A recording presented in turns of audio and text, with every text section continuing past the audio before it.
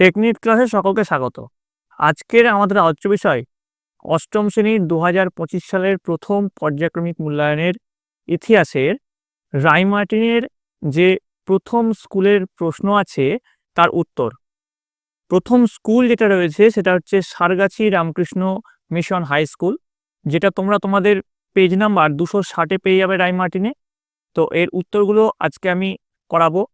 তোমরা নিশ্চয়ই জানো যে তোমাদের এবার থেকে প্রশ্ন হবে হলিস্টিক প্যাটার্ন অনুযায়ী, অর্থাৎ এর আগে যেখানে 15 নম্বরের প্রশ্ন হতো সেখানে এবার 30 নম্বরের প্রশ্ন হবে। তার জন্য এই প্রশ্নগুলি তোমাদের জন্য কিন্তু খুব ইম্পর্টেন্ট। তো এই ভিডিওতে আমি প্রশ্নোত্তর পর্ব শুরু করার আগে একবার তোমাদের সিলেবাসটা আর মার্কস ডিস্ট্রিবিউশনটা একবার দেখে নেবো, দিয়ে এর যে উত্তর সেগুলো আমি করাবো। দেখো তোমাদের সিলেবাসে কি রয়েছে। সিলেবাসে তোমাদের যেটা রয়েছে, প্রথম অধ্যায় ইতিহাসের ধারণা। এই প্রথম অধ্যায় থেকে প্রথম পর্যায়ক্রমিক মূল্যায়নে কোনো প্রশ্ন থাকবে না। দ্বিতীয় অধ্যায় রয়েছে আঞ্চলিক শক্তির উত্থান এবং তৃতীয় অধ্যায় রয়েছে ঔপনিবেশিক কর্তৃত্ব প্রতিষ্ঠা। এবার দেখো তোমাদের মার্কস ডিস্ট্রিবিউশনটা কেমন করে হবে। তো একবার দেখে নাও তোমাদের মার্কস ডিস্ট্রিবিউশনটা।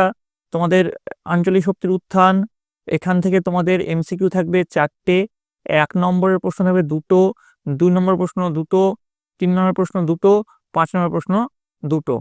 ঔপনিবেশিক কর্তৃত্ব প্রতিষ্ঠা, এখান থেকে 1 নম্বর এমসিকিউ থাকছে 2টো, 1 নম্বর প্রশ্ন 2টো, 2 নম্বর প্রশ্ন 2টো, 3 নম্বর প্রশ্ন 2টো, 5 নম্বর প্রশ্ন 2টো। এবার তোমাদের সেইভাবে দেখলে তোমাদের 6টা এমসিকিউ দেওয়া থাকবে, 4টে 1 নম্বর প্রশ্ন দেওয়া থাকবে, 4টে 2 নম্বর প্রশ্ন দেওয়া থাকবে, 4টে 3 নম্বর প্রশ্ন দেওয়া থাকবে এবং 4টে 5 নম্বর প্রশ্ন দেওয়া থাকবে। কিন্তু তোমাদের এখানে 6টার মধ্যে 6টা এমসিকিউ করতে হবে, 4টের মধ্যে 4টে 1 নম্বর প্রশ্ন উত্তর দিতে হবে, 4টের মধ্যে 2টো 2 নম্বর প্রশ্ন উত্তর দিতে হবে, 4টের মধ্যে 2টো 3 নম্বরের প্রশ্ন উত্তর দিতে হবে এবং 4টের মধ্যে 2টো 5 নম্বর প্রশ্ন উত্তর দিতে হবে। এভাবে তোমাদের 30 নম্বরের মার্কস ডিস্ট্রিবিউশনটা থাকবে। তো এবার দেখো তোমাদের যে স্কুলটা রয়েছে, স্কুলের প্রথম যে প্রশ্ন, সঠিক উত্তরটি নির্বাচন করো। 1 গুণ 6 সমান 6। প্রথম প্রশ্ন, মোগল সম্রাট ফারুকশিয়ার একটি আদেশ বা ফরমান জারি করেছিলেন 1717 সালে, 1722 সালে, 1723 সালে নাকি 1727 সালে? উত্তর হচ্ছে 1717 সালে। তারপর প্রশ্ন, অধীনতামূলক মিত্রতা নীতি চালু করেছিলেন Robert Clive, Warren Hastings, Lord Wellesley নাকি লর্ড ডালহৌসি? উত্তর হচ্ছে লর্ড ওয়েলেসলি। নেক্সট দেখো 3 নম্বর, সলভয়ের চুক্তি হয়েছিল 1765 নাকি 1770 নাকি 1782 নাকি 1802 সালে? উত্তর হচ্ছে 1782 সালে। নেক্সট, ব্রিটিশ কোম্পানিকে বাংলা, বিহার, উড়িষ্যার দেওয়ানির অধিকার দেন রবার্ট ক্লাইভ, সম্রাট দ্বিতীয় শাহ আলম, সম্রাট ফারুকশিয়ার নাকি সম্রাট ঔরঙ্গজেব? উত্তর হচ্ছে সম্রাট দ্বিতীয় শাহ আলম। 5 নম্বর, ফোর্ট উইলিয়াম কলেজ প্রতিষ্ঠা করা হয়েছিল 1793 নাকি 1800 নাকি 1802 নাকি 1823? উত্তর হচ্ছে 1800 সালে।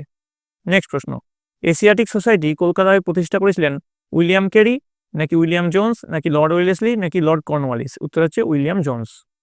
চলে আসবো নেক্সট প্রশ্নে, ঠিক না ভুল লেখো। 1 গুণ 4 সমান 4। প্রথম প্রশ্ন, 1727 খ্রিস্টাব্দে মুর্শিদকুলিকে বাংলার নাজিম পদ দেওয়া হয়। তো এটা হচ্ছে একদম ভুল। তো সঠিক উত্তর হচ্ছে 1717 খ্রিস্টাব্দে। পরের প্রশ্ন, মুর্শিদকুলির মতো আলীবর্দী খানও বাংলার ইউরোপীয় বণিকদের বাণিজ্যের বিষয়ে ইতিবাচক মনোভাব দেখিয়েছিলেন। এটা একদম ঠিক। পরের প্রশ্ন, লর্ড ওয়েলেসলি সিভিল সার্ভিস বা অসামরিক প্রশাসন ব্যবস্থা চালু করেন। তো এটাও সঠিক উত্তর হচ্ছে লর্ড কর্নওয়ালিস, তার জন্য এটা ভুল হবে, ওয়েলেসলি হবে না। পরের প্রশ্ন, 1793 খ্রিস্টাব্দে কোম্পানি 10 সালা বন্দোবস্ত চালু করেন। এটাও ভুল, এর সঠিক উত্তর হচ্ছে 1790 খ্রিস্টাব্দে। তো তোমাদের পরবর্তী প্রশ্নে যাওয়ার আগে বলে রাখি, তোমাদের জন্য আমি রাইমার্টিনের সমস্ত প্রশ্ন এবং তার উত্তর যেমন করাবো, তেমনি তোমাদের সাজেশনের প্রশ্ন এবং উত্তরও দিব। তো কোনটা তোমরা আগে চাও সেটা কমেন্ট লিখে অবশ্যই জানাবে, এবং সেই কমেন্টে তোমরা তোমাদের স্কুলের নাম, কোন জেলা থেকে লিখছো সেটা কিন্তু লিখতে ভুলবে না। তারপরে দেখো 3 দাগের প্রশ্ন, নিচের প্রশ্নগুলির সংক্ষিপ্ত উত্তর দাও, যে কোনো দুটি। 2 গুণ 2 সমান 4। তো দেখো প্রথম যে প্রশ্ন কি আছে, পলাশির লুণ্ঠন বলতে কি বোঝো? উত্তর লিখবে 1757 খ্রিস্টাব্দে পলাশির যুদ্ধে ব্রিটিশ কোম্পানি জয়লাভ করে। ইংরেজরা সিরাজউদ্দৌলাকে সরিয়ে মীর জাফরকে বাংলার নবাব পদে বসান। পলাশির যুদ্ধের পর ব্রিটিশ কোম্পানি বিভিন্নভাবে নবাব মীর জাফরের কাছ থেকে প্রচুর অর্থ আদায় করে। রবার্ট ক্লাইভ সহ কোম্পানির উচ্চপদস্থ কর্মচারীরাও ব্যক্তিগতভাবে প্রচুর অর্থ নেয়। কোম্পানির পক্ষ থেকে প্রচুর অর্থ লুণ্ঠন করে ব্রিটেনে পাঠিয়ে দেওয়া হয়। সব মিলিয়ে প্রায় 3 কোটি টাকার সম্পদ ইংরেজরা আদায় করে। পলাশির যুদ্ধের পর মীর জাফরের কাছ থেকে ইংরেজদের অর্থ আত্মসাৎকে পলাশির লুণ্ঠন বলা হয়। নেক্সট দেখো 2 নম্বর, দ্বৈত শাসন ব্যবস্থা বলতে কি বোঝো? উত্তর লিখবে, বাংলায় দ্বৈত শাসন ব্যবস্থার প্রবর্তক ছিলেন লর্ড ক্লাইভ। 1765 খ্রিস্টাব্দে ইংরেজ ইস্ট ইন্ডিয়া কোম্পানি মুঘল সম্রাট দ্বিতীয় শাহ আলমের কাছ থেকে বাংলা প্রদেশের দেওয়ানি লাভ করার ফলে বাংলায় যে নতুন শাসন ব্যবস্থা সূচনা হয় তাকে দ্বৈত শাসন ব্যবস্থা বলা হয়। নেক্সট দেখো 3 নম্বর, 1773 খ্রিস্টাব্দে রেগুলেটিং অ্যাক্টে কি বলা হয়েছিল? উত্তর কি লিখবে দেখো, রবার্ট ক্লাইভ কর্তৃক প্রবর্তিত দ্বৈত শাসন ও 76-এর মন্বন্তরের ফলে বাংলার রাজনৈতিক ও অর্থনৈতিক ক্ষেত্রে দারুণ বিপর্যয় নেমে আসে। তো কারণ উদ্দেশ্য পয়েন্ট টিপে দিয়ে লিখবে, পলাশী যুদ্ধের পরবর্তী সময়ে ইস্ট ইন্ডিয়া কোম্পানির কর্মচারীদের অত্যাচার, তাদের অর্থলিপ্সা এবং কোম্পানির আভ্যন্তরীণ শাসন ব্যবস্থা ত্রুটি ও দুর্নীতি ব্রিটিশ পার্লামেন্টের দৃষ্টি আকর্ষণ করে। ইস্ট ইন্ডিয়া কোম্পানি ভারতে বাণিজ্যিক সংস্থা থেকে রাজনৈতিক ক্ষমতা দখলের পথে যেভাবে এগিয়ে যাচ্ছিল তাতে ব্রিটিশ পার্লামেন্ট কোম্পানির গতিবিধি নিয়ন্ত্রণের প্রয়োজনীয়তা উপলব্ধি করেন। 76-এর মন্বন্তরের সময়ে রাজস্ব আদায় না হওয়ার ফলে কোম্পানির অর্থভাণ্ডার প্রায় শূন্য হয়ে পড়ে। 1773 খ্রিস্টাব্দে কোম্পানি ব্রিটিশ সরকারের কাছে অর্থ সাহায্য চাইলে ব্রিটিশ পার্লামেন্ট কোম্পানির কার্যকলাপে হস্তক্ষেপ করে। এবার পয়েন্ট দিবে রেগুলেটিং অ্যাক্ট, যে লিখবে, এই মর্মে 1773 খ্রিস্টাব্দে ব্রিটিশ পার্লামেন্ট একটি আইন পাস করে। যেহেতু এই আইনের মুখ্য উদ্দেশ্য ছিল কোম্পানির কার্যকলাপ নিয়ন্ত্রণ করা, সেহেতু এই আইন রেগুলেটিং অথবা নিয়ন্ত্রণের আইন নামে খ্যাত। চলো পরের প্রশ্ন 4 নম্বর, পিটের ভারত শাসন আইনে কি বলা হয়েছিল? উত্তর লিখবে, 1784 খ্রিস্টাব্দে প্রবর্তিত পিটের ভারত শাসন আইন অনুযায়ী বোর্ড অফ কন্ট্রোল তৈরি করা হয়। এই বোর্ডের উপর কোম্পানির সামরিক ও অসামরিক শাসন ও রাজস্ব ব্যবস্থা পরিচালনার সম্পূর্ণ দায়িত্ব অর্পণ করা হয়। ভারতে কোম্পানির সমস্ত প্রশাসনিক কর্তাদের উপর গভর্নর জেনারেল আধিপত্য এই আইন দ্বারা প্রতিষ্ঠিত হয়। চলে আসবো 4 দাগের প্রশ্ন, নিচের প্রশ্নগুলির উত্তর দাও যে কোনো দুটি। 3 গুণ 2 সমান 6। প্রতিটি প্রশ্নের মান এখানে কিন্তু 3 করে থাকবে। প্রথম প্রশ্ন, দেওয়ানি লাভের মানে 1765 খ্রিস্টাব্দে এর গুরুত্বটা লিখতে বলেছে। তো উত্তর লিখবে, পয়েন্ট করবে দেওয়ানি লাভের গুরুত্ব দিয়ে। প্রথম পয়েন্ট দিবে কোম্পানির বৈধতা প্রতিষ্ঠা দিয়ে লিখবে, দেওয়ানি লাভের ফলে বাংলা তথা ভারতের প্রশাসনিক ব্যবস্থায় ইংরেজ ইস্ট ইন্ডিয়া কোম্পানির আইনগত বৈধতা প্রতিষ্ঠিত হয়। এরপর থেকে কোম্পানির বিরুদ্ধে নবাবের সংগ্রাম করার ক্ষমতা লোপ পায়। এর ফলে ইংরেজ ইস্ট ইন্ডিয়া কোম্পানি বাণিজ্যিক প্রতিষ্ঠান থেকে রাজনৈতিক প্রতিষ্ঠানে উন্নীত হয়। 2 নম্বর পয়েন্ট দিবে নবাবের ক্ষমতার হ্রাস দিয়ে লিখবে, ইংরেজ কোম্পানির দেওয়ানি লাভের ফলে বাংলায় নবাবের ক্ষমতার হ্রাস পেয়েছিল। নবাব সম্পূর্ণভাবে ইংরেজ কোম্পানির উপর নির্ভরশীল হয়ে নাম সর্বস্ব শাসকে পরিণত হয়েছিলেন। 3 নম্বর পয়েন্ট দিবে দ্বৈত শাসনের সূচনা দিয়ে লিখবে, কোম্পানির দেওয়ানি লাভের ফলে বাংলায় দ্বৈত শাসনের সূচনা হয়েছিল। এই ব্যবস্থায় নবাবের হাতে ছিল নিজামত বা রাজ্যের আইন শৃঙ্খলা রক্ষার দায়িত্ব, আর কোম্পানির হাতে ছিল দেওয়ানি বা রাজস্ব আদায় সংক্রান্ত অধিকার। বাস্তবে নবাবের ছিল ক্ষমতাহীন দায়িত্ব, অপরপক্ষে কোম্পানির হাতে ছিল দায়িত্বহীন ক্ষমতা। 4 নম্বর পয়েন্ট দেবে অর্থনৈতিক গুরুত্ব দিয়ে লিখবে, কোম্পানির দেওয়ানি লাভের আর্থিক গুরুত্ব ছিল যথেষ্ট তাৎপর্যপূর্ণ। মুঘল সম্রাটকে বার্ষিক 26 লক্ষ টাকা এবং বাংলার নবাবকে বার্ষিক 53 লক্ষ টাকা দেওয়ার পর উদ্বৃত্ত রাজস্ব কোম্পানির হাতে থাকে। এই বিপুল অর্থকে কাজে লাগিয়ে ইংরেজরা তাদের বাণিজ্যকে বৃদ্ধি করেছিল। 5 নম্বর পয়েন্ট দেবে ইংল্যান্ডের শিল্প বিপ্লবের প্রসার। উত্তর লিখবে, এই পয়েন্টের সাপেক্ষে লিখবে, কোম্পানির দেওয়ানি লাভের ফলে বাংলার রাজস্বের লভ্যাংশ ইংল্যান্ডে পাঠিয়ে দেওয়া হতো। ফলে ইংল্যান্ডের ধনভাণ্ডার পূর্ণ হয়েছিল, যা সেখানকার শিল্প বিপ্লবে সহায়ক হয়েছিল। অনেক ঐতিহাসিক বলেন বাংলার এই সম্পদ ইংল্যান্ডের শিল্প বিপ্লবকে ত্বরান্বিত করেছিল। এবার দেখো পরের যে প্রশ্ন, সত্যবিলোপ নীতির প্রয়োগ কোম্পানির কর্তৃত্ব প্রতিষ্ঠায় কি ভূমিকা নিয়েছিল? এর উত্তরে তোমরা কি লিখবে দেখে নাও। এর উত্তরে লিখবে, 1848 খ্রিস্টাব্দে গভর্নর জেনারেল লর্ড ডালহৌসি ভারতে এসে সত্যবিলোপ নীতি প্রয়োগ করেন। এর উদ্দেশ্য কি ছিল? সত্যবিলোপ নীতি গ্রহণের পেছনে লর্ড ডালহৌসির প্রধান উদ্দেশ্য ছিল যত বেশি সংখ্যক ভারতীয় রাজ্যগুলি প্রত্যক্ষ ব্রিটিশ শাসনাধীনে নিয়ে আসা। শর্তাবলী, সত্যবিলোপ নীতির প্রধান শর্তগুলি হল নিম্নরূপ। 1 নম্বর, কোম্পানি সৃষ্ট কোনো দেশীয় রাজ্যের রাজার পুত্র সন্তান না থাকলে সেই রাজা কোনো দত্তক পুত্র গ্রহণ করতে পারবেন না এবং রাজ্যটি তখন ব্রিটিশ সাম্রাজ্যভুক্ত হবে। 2 নম্বর, এছাড়াও দত্তক নিতে চাইলে কোম্পানির অনুমতি নিতে হবে ইংরেজ আশ্রিত দেশীয় রাজ্যগুলিকে। 3 নম্বর, একমাত্র দেশীয় স্বাধীন রাজ্যগুলির ব্যাপারে কোম্পানি নিরপেক্ষ থাকবে। আর এর চুক্তিবদ্ধ রাজ্যসমূহ কোনগুলো ছিল? ডালহৌসি এই নীতি প্রয়োগ করে কোলবা, সাতারা, ভগৎ, সম্বলপুর, নাগপুর ইত্যাদি রাজ্য ব্রিটিশ সাম্রাজ্যভুক্ত করেন। এবার দেখো পরের যে প্রশ্ন, টিকা লেখো মেকলে মিনিটস। তো এর উত্তরে লিখবে মেকলে মিনিটস, পয়েন্ট দিবে, লিখবে টমাস ব্যাবিংটন মেকলে ছিলেন গভর্নর জেনারেল লর্ড উইলিয়াম বেন্টিংয়ের আইন সচিব ও general committee of public instruction বা জনশিক্ষা কমিটির সভাপতি। মেকলে ব্যক্তিগতভাবে ছিলেন পাশ্চাত্য শিক্ষার সমর্থক। তিনি 1835 খ্রিস্টাব্দে 2রা ফেব্রুয়ারি গভর্নর জেনারেল লর্ড উইলিয়াম বেন্টিংয়ের কাছে ভারতে পাশ্চাত্য শিক্ষার প্রসারের পক্ষে যে মিনিট বা প্রস্তাব পেশ করেন তাকে মেকলে মিনিটস বা মেকলে প্রস্তাব বলা হয়। তিনি প্রাচ্যের শিক্ষা ও সাহিত্য চর্চাকে হেয় করে ভারতে শুধুমাত্র পাশ্চাত্য শিক্ষার প্রসারের জন্যই অর্থ বরাদ্দ করা উচিত বলে মনে করেছিলেন। এবার দেখো 4 দাগের যে প্রশ্ন, ঔপনিবেশিক প্রশাসনের গৃহীত শিক্ষানীতির উদ্দেশ্য কী ছিল? উত্তর লিখবে ভারতে ইংরেজ ইস্ট ইন্ডিয়া কোম্পানির শাসনকালে ঔপনিবেশিক শিক্ষানীতি বা পাশ্চাত্য শিক্ষার সূচনা ঘটে। মূলত প্রশাসনিক সুবিধার জন্য একদল ইংরেজি শিক্ষিত কর্মচারী তৈরি করতে এবং ভারতে খ্রিস্ট ধর্ম প্রচারের জন্য পাশ্চাত্য শিক্ষার প্রসার ঘটানো হয়েছিল। দিয়ে পয়েন্ট দেবে ঔপনিবেশিক শিক্ষানীতির দুটি জরুরি দিক। দিয়ে প্রথমে লিখবে ঔপনিবেশিক শিক্ষানীতির একটি দিক হলো ভারতীয় সমাজের কিছু সংখ্যক মানুষ পাশ্চাত্য শিক্ষায় শিক্ষিত হয় এবং ব্রিটিশ শাসন কাঠামোর সঙ্গে যুক্ত হয়। 2 নম্বর, অপর গুরুত্বপূর্ণ দিকটি হলো এই শিক্ষানীতির ফলে ভারতে গণশিক্ষা ব্যবস্থা গড়ে ওঠেনি। ইংরেজি ভাষাকে উচ্চশিক্ষার মাধ্যম হিসেবে বেছে নেওয়ায় শিক্ষা বিস্তারের কোনো গণমুখী চরিত্র তৈরি হয়নি। এবার দেখো 5 দাগের যে প্রশ্ন, নিচের প্রশ্নের উত্তর দেয় যে কোনো দুটি, 5 গুণ 2 সমান 10। দুটি প্রশ্ন উত্তর দিতে হবে, প্রতিটি প্রশ্নের মান হচ্ছে 5। এগুলো হচ্ছে বড় প্রশ্ন। প্রথম যে প্রশ্ন, অষ্টাদশ শতকে ভারতে প্রধান আঞ্চলিক শক্তিগুলির উত্থানের পেছনে মুঘল সম্রাটের ব্যক্তিগত অযোগ্যতাই কেবল দায়ী ছিল। তোমার বক্তব্যের সমর্থনে যুক্তি দাও। তো দেখো এর উত্তরটা কি হবে। অষ্টাদশ শতকে ভারতে অনেকগুলি আঞ্চলিক শক্তির উত্থান হয়েছিল, তবে এই আঞ্চলিক শক্তিগুলির মধ্যে 3টি শক্তি ছিল প্রধান।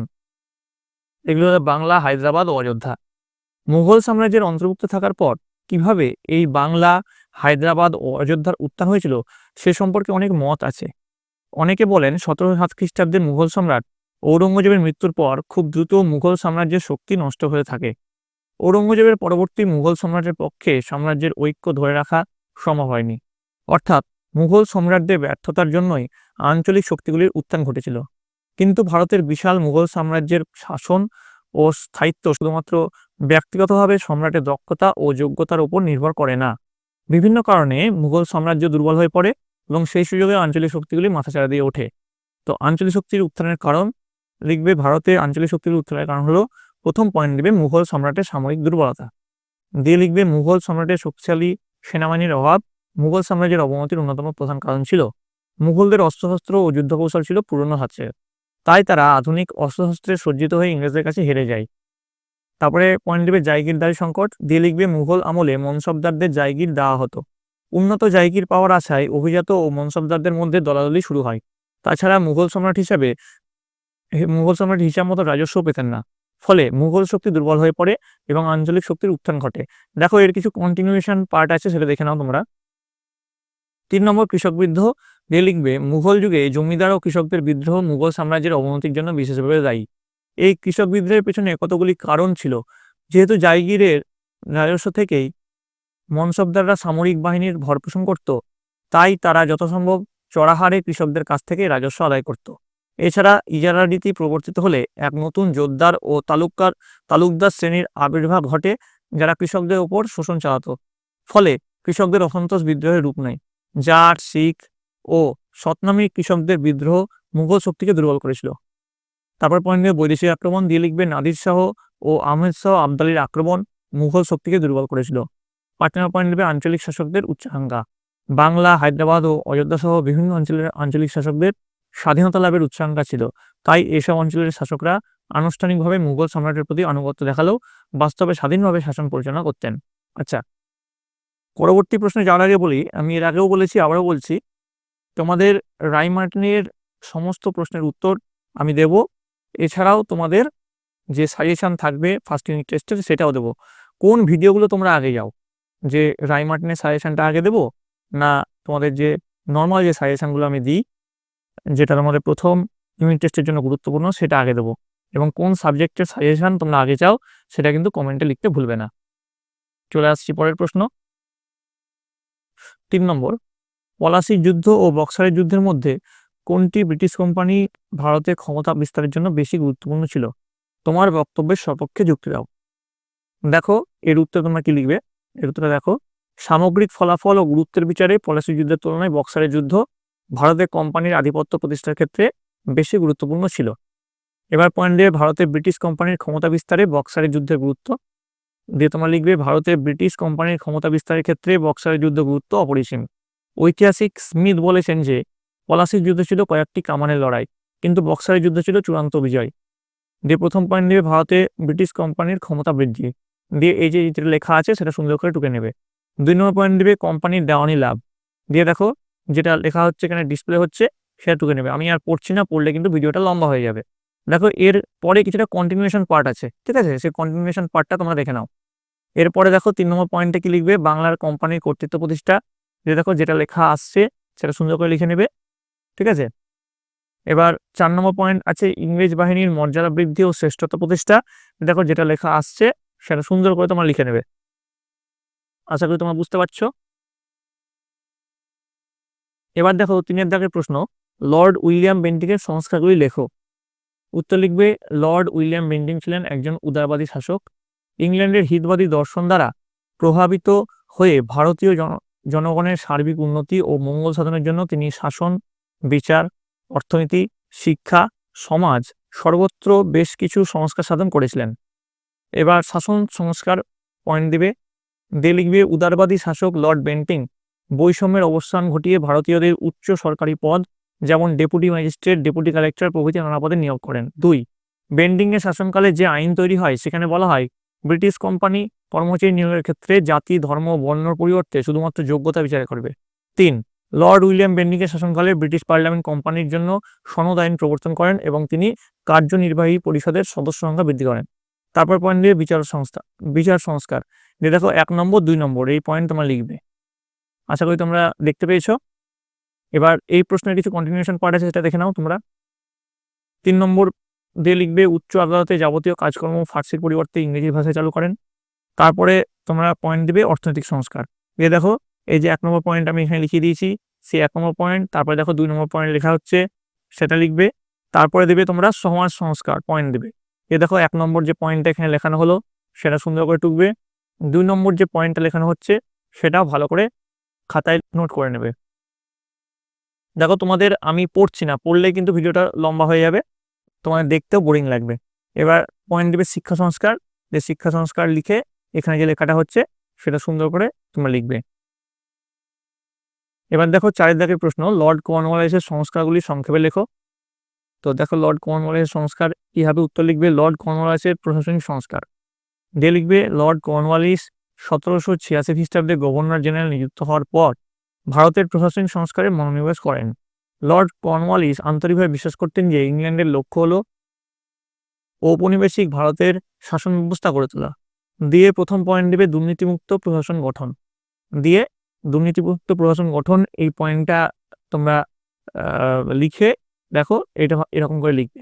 তারপরে 2 নম্বর পয়েন্ট দিবে কর্মচারীর বেতন বৃদ্ধি, দিয়ে কর্মচারীর বেতন বৃদ্ধি এই যে লেখাটা লিখে দিলাম সেই লেখাটা সুন্দর করে লিখবে। তারপরে 3 নম্বর পয়েন্ট দেবে ইউরোপীয়দের নিয়োগ, দিয়ে দেখো লর্ড কর্নওয়ালিস সরকারি উচ্চ পদে বা বছরে 500 পাউন্ডের বেশি বেতনের চাকরিতে ভারতীয়দের নিয়োগ নিষিদ্ধ করেন, ওইসব উচ্চ পদে ইউরোপীয়দের নিয়োগ প্রথা চালু করেন, এরকম লিখবে। 4 নম্বর পয়েন্ট লিখবে পুলিশি ব্যবস্থা সংস্কার, দিয়ে এই যেটা লিখিয়ে দিলাম সেটা সুন্দর করে তোমরা লিখবে। তো এই ছিল তোমাদের অষ্টম শ্রেণীর প্রথম পর্যায়ক্রমিক মূল্যায়নের হলিস্টিক প্যাটার্ন অনুযায়ী তোমাদের প্রশ্ন এবং তার উত্তর। তোমাদের যদি ভিডিওটা ভালো লেগে থাকে অবশ্যই লাইক করবে, বন্ধুদের কাছে অনেক অনেক শেয়ার করবে এবং কমেন্টে লিখে জানাবে তোমাদের রায় মার্টিনের প্রশ্ন উত্তরগুলো আগে চাই নাকি সাজেশন যে প্রশ্ন উত্তরগুলো আমি দিই সেই প্রশ্ন উত্তরের সেটগুলো আগে চাই এবং কোন সাবজেক্ট তোমাদের আগে চাই সেটা তোমাদের স্কুলের নাম এবং জেলার নাম সহ কমেন্টে লিখবে। তো তোমরা সকলে মন দিয়ে ভালো করে পড়াশোনা করো, তোমরা সকলে ভালো থাকো, তোমরা সকলে সুস্থ থাকো।